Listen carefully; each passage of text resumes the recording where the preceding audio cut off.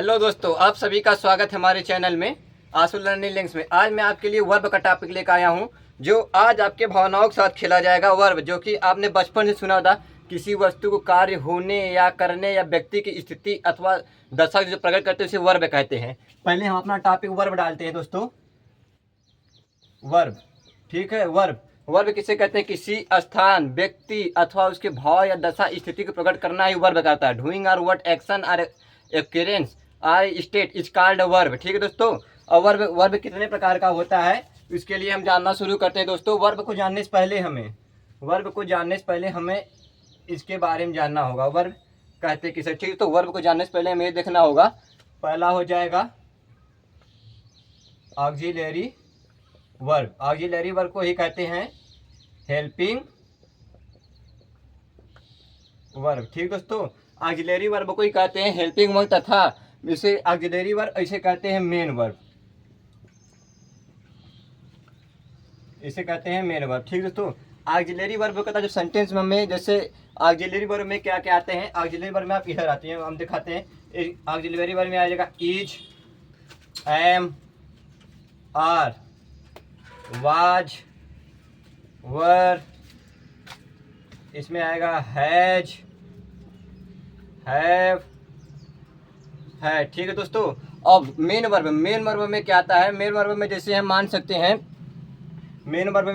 हैं, इसे had. Had का अर्थ कहता है, हैड जो कि ये मेन हेल्पिंग वर्ब का भी काम करता है, मेन वर्ब में होता है। हैड का मीनिंग क्या होता है दोस्तों? हैव का मीनिंग आता है खाना, करना। अभी हम आपको उदाहरण के साथ समझाएंगे। ठीक है दोस्तों, अब हम आते हैं ऑक्सिलरी वर्ब के मेन टॉपिक पे। ऑक्सिलरी वर्ब किसे कहते हैं आप लोग इसको नोट कर लेंगे दोस्तों। ठीक है, हम बढ़ते हैं ऑक्सिलरी वर्ब पे। तो ऑक्सिलरी वर्ब में हो जाएगा पहला प्राइमरी। इसके हम भेद जान रहे हैं। पहला हो जाएगा प्राइमरी, ठीक है दोस्तों। और दूसरा हो जाएगा मोडाल्स, जिसे मोडल्स भी कहा जाता है। अब प्राइमरी में जैसे हमने शुरू में बताया था, is, am, are, was, were, have, has, है। ठीक है दोस्तों। तो प्राइमरी तो सामान्य जो कहते हैं हेल्पिंग वर्ब कहते हैं। इसके अंदर पहला आता है is, am, are, was, were, have, has, had. ठीक है दोस्तों। अब बात करते हैं modals.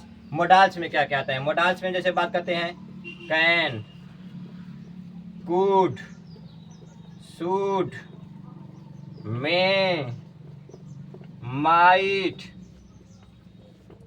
Dare, need, dot dot dot ETC. ठीक है दोस्तों, मोडाल्स में आता है इसे can, could, should, may, might, dare, need, ETC. ये हमारे होते हैं मोडाल में आते हैं। अब हम आगे बढ़ते हैं मेन वर्ब के बारे में। ये तो हमारा हो गया हेल्पिंग वर्ब ऑक्सिलरी वर्ब में, इसको आप सभी लोग नोट कर लेंगे। इसके बाद हम बढ़ते हैं मेन वर्ब में। जब हम आप उदाहरण लेके आएंगे आपके लिए, तब देखते हैं कितना आपने पढ़ा कितना नहीं पढ़ा। ठीक है दोस्तों, चलिए आते हैं हम अपने नेक्स्ट टॉपिक में, मेन वर्ब में। मेन वर्ब जो होती है हमारी दो प्रकार की होती है। पहला होती है फिनिट वर्ब, फिनिट या इनफाइनाइट इसे कहते हैं। दूसरा होता है इनफाइनाइट, इनफाइनाइट इसे कहते हैं। ठीक है दोस्तों, फाइनाइट, इनफाइनाइट जो कि आप जानते होंगे, बेयर कहता है जिसे इन्फिनिट में, जैसे बेयर का उपयोग किया जाता है, जीरंड का उपयोग किया जाता है। अब ये जो होता है फिनिट। अब फिनिट भी जो है दोस्तों हमारा दो टाइप होता है, ट्रांजिटिव और इनट्रांजिटिव, अकर्मक क्रिया तथा सकर्मक क्रिया, जिसके बारे में आप जानते होंगे। ठीक है दोस्तों, अब चलते हैं हम अपने नेक्स्ट टॉपिक जो हमें आज पढ़ना है वर्ब के बारे में। फिनिट, इन्फिनिटी के बारे में हम नेक्स्ट टॉपिक लेंगे, अगली क्लास में लेंगे, वहां पर आएंगे। आज हम हेल्पिंग वर्ब और मेन वर्ब की बातें हैं। हेल्पिंग वर्ब, अब यहाँ से हमारा असली कॉन्सेप्ट शुरू होता है। पहला आप नोट करेंगे हेल्पिंग वर्ब। हेल्पिंग वर्ब जो होता है दोस्तों, हेल्पिंग वर्ब जो होता है अपने पीछे हमेशा मेन वर्ब को लेता है। हेल्पिंग वर्ब अपने पीछे हमेशा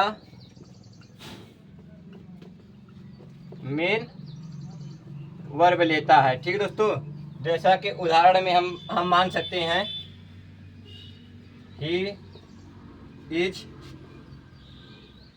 ईटिंग फूड।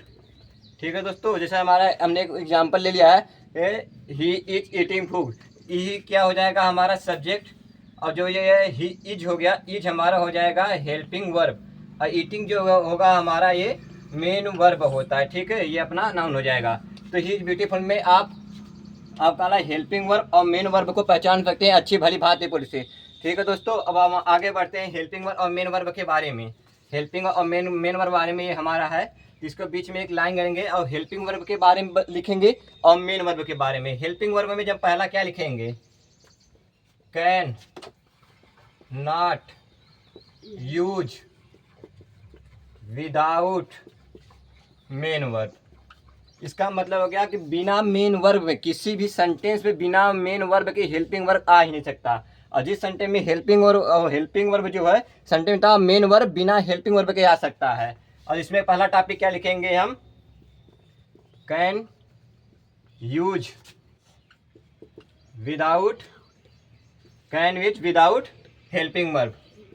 ठीक है दोस्तों, can not use without main verb और can use without helping verb. और दूसरे सेंटेंस में हम बढ़ते हैं दोस्तों, जैसा कि मेन वर्ब हमने बताया है कि किसी भी सेंटेंस में मेन वर्ब जो होता है, मेन वर्ब बिना हेल्पिंग वर्ब के मेन वर्ब नहीं आ सकता है। इसमें हम लिख क्या सकते हैं, दूसरा topic, can change main verb. इसका मतलब क्या है दोस्तों कि हम जो हेल्पिंग वर्ब के हिसाब से मेन वर्ब को चेंज कर सकते हैं, हेल्पिंग वर्ब के हिसाब से मेन वर्ब को चेंज कर सकते हैं, अथवा बल्कि मेन वर्ब के हिसाब से हम हेल्पिंग वर्ब को कभी चेंज नहीं करते। जब हम आपको उदाहरण लेंगे तो उसके बारे में हम बताएंगे। ठीक है दोस्तों, आइए हम आपको 10 उदाहरण देते हैं, उसमें आप हेल्पिंग वर्ब मेन वर्ब पहचानना दिखाएंगे हमें। ठीक है दोस्तों, आइए एग्जाम्पल शुरू करते हैं हेल्पिंग वर्ब तथा मेन वर्ब के। आप लोग नोट कर लेंगे, आई होप। क्लास में आगे बढ़ते हैं। पहला इसका स्ट्रक्चर लिखेंगे, स्ट्रक्चर। ठीक है दोस्तों, स्ट्रक्चर में क्या लिखेंगे, subject plus main verb plus object, subject plus main verb plus object dot dot dot. ये सेंटेंस जो है स्ट्रक्चर बिल्कुल सही है। ठीक है दोस्तों, और दूसरा स्ट्रक्चर का subject plus helping verb plus main verb, फिर उसके मेन वर्ब, फिर उसके बाद आएगा ऑब्जेक्ट, फिर डॉट डॉट डॉट। ये सेंटेंस भी जो हमारा है, जो ये स्ट्रक्चर भी, ये भी बिल्कुल सही है। और जो हमने थर्ड लाइन आपको बताई थी स्टार्टिंग में वीडियो में, हेल्पिंग वर्ब जो होता है सेंटेंस में डायरेक्ट हेल्पिंग वर्ब कभी नहीं आ सकता है, बिना मेन वर्ब के हेल्पिंग वर्ब का उपयोग नहीं होता है। जैसे हम लिखते हैं तीसरा topic, subject plus helping verb plus object dot dot dot. अब जो ये सेंटेंस है, ये हमारा सेंटेंस दोस्तों गलत हो जाएगा। ठीक है, अब चलती है इसी स्ट्रक्चर के बेस पे हम एक एक उदाहरण करते हैं, उसमें आप हमें हैविंग जो हेल्पिंग वर्ब है और मेन वर्ब में डिफाइन करके हमें बताएंगे। ठीक है दोस्तों, चलिए आप बताते हैं। जैसे पहला उदाहरण लेंगे, इसमें आप हमें सभी लोग कमेंट में बताएंगे किसका कितना सही हुआ है। पहला एग्जाम्पल में लेंगे, रवि इज अ डॉक्टर। ठीक है दोस्तों, Ravi is a doctor, Ravi is a doctor हो गया।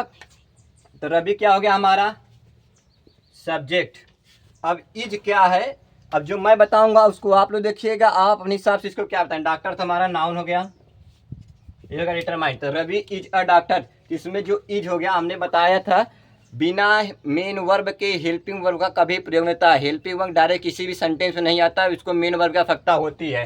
तो रवि एक डॉक्टर है, रवि एक डॉक्टर। जब हम आपको बी का फॉर्म पढ़ाएंगे वहाँ पर बताएंगे इसको मेन वर्ब क्यों कहते हैं। ये हमारा हेल्पिंग वर्ब बनेगा। आपने क्या सोचा था कमेंट में जरूर बताइएगा। ठीक है, दूसरा टॉपिक लेते हैं, दूसरा एग्जाम्पल लेते हैं। रवि जे डॉक्टर हो गया हमारा। दूसरा टॉपिक है the PM was in UP study. क्या बोलेंगे, द पीएम वाज इन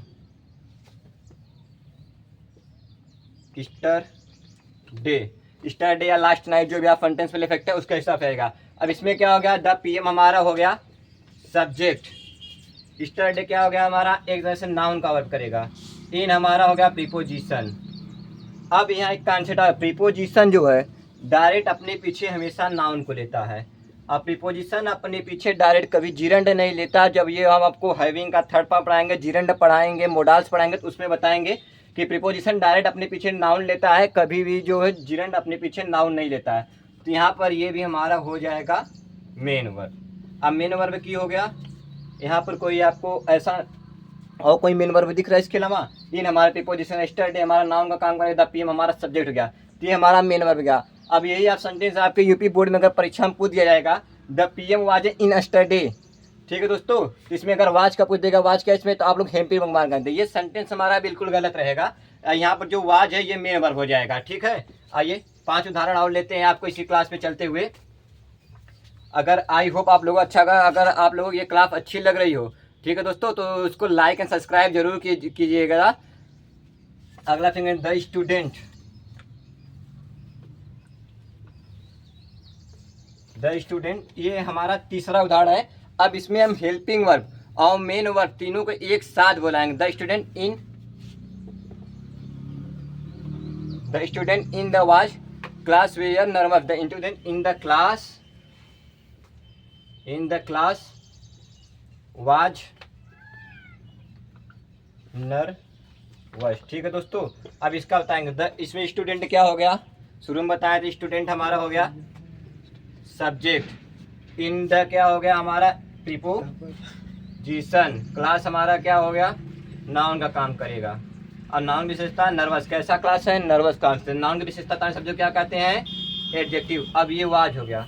अब ये वाज यहाँ हेल्पिंग वर्ब का काम नहीं कर रहा है, ये वाज जो हमारा मेन वर्ब का काम क्या कर रहा है दोस्तों, मेन वर्ब का काम कर रहा है। The student in the class was nervous, इसमें हमारा द स्टूडेंट हो गया सब्जेक्ट, इन द हमारा प्रोविजन काम करेगा, क्लास हो गया नाउन, मेन वर्ब हो गया वाज, और नर्वस हो गया, नर्वस हमारा एडजेक्टिव है। एडजेक्टिव की बात नर्वस, नाउन की विशेषता बताने वाले शब्दों को एडजेक्टिव कहते हैं, ठीक है दोस्तों। ठीक है दोस्तों, तो हम हमारा टॉपिक आज का जो होता है यहीं पर खत्म होता है। अगले क्लास में हम इन्फिनिटिव, ट्रांजिटिव, इंट्रांजिटिव बारे में। आज हमने आपको बताया हेल्पिंग और मेन वर्ब कैसे काम करता है। हेल्पिंग वर्ब जो होता है मैंने स्टार्टिंग बताया था, हेल्पिंग वर्ब बिना मेन वर्ब के किसी भी सेंटेंस में, बिना मेन वर्ब के किसी भी सेंटेंस में डायरेक्ट हेल्पिंग वर्ब का प्रयोग नहीं कर सकते, तथा और हेल्पिंग वर्ब का जो प्रयोग है हम डायरेक्ट मेन वर्ब में नहीं कर सकते। और जो होता है एक क्वेश्चन मैं आपको बताऊंगा, जो इसमें एक थर्ड कॉन्सेप्ट लिखा था, उसमें लिखा था कि हेल्पिंग वर्ब के हिसाब से मेन वर्ब चेंज होता है, मेन वर्ब के हिसाब से हेल्पिंग वर्ब चेंज नहीं होता है। जैसे कि एग्जाम्पल का she does not goes to school daily, क्या हो गया दोस्तों, एक लास्ट उदाहरण लेते हैं और क्लास में खत्म करते हैं। She does not goes to school daily हो जाएगा, ठीक है दोस्तों। तो इसमें क्या, she does not goes to school daily, तो इसके जो हमने आपको कॉन्सेप्ट आया था, यहाँ पर डज क्या हो गया, डज हमें ये सिंगुलर का दे रहा है, किसका, सिंगुलर का साइन दे रहा है। सी हमारा कैसा है, सिंगुलर। अब सिंगुलर के हिसाब से यहाँ पर गोज, लेकिन यहाँ पर ये गोज नहीं लेगा, यहाँ पर हमारा हो जाएगा ये गलत, यहाँ पर हमारा गो हो जाएगा, गो टू स्कूल डेली, ये अपना डिटर्मिनर हो गया।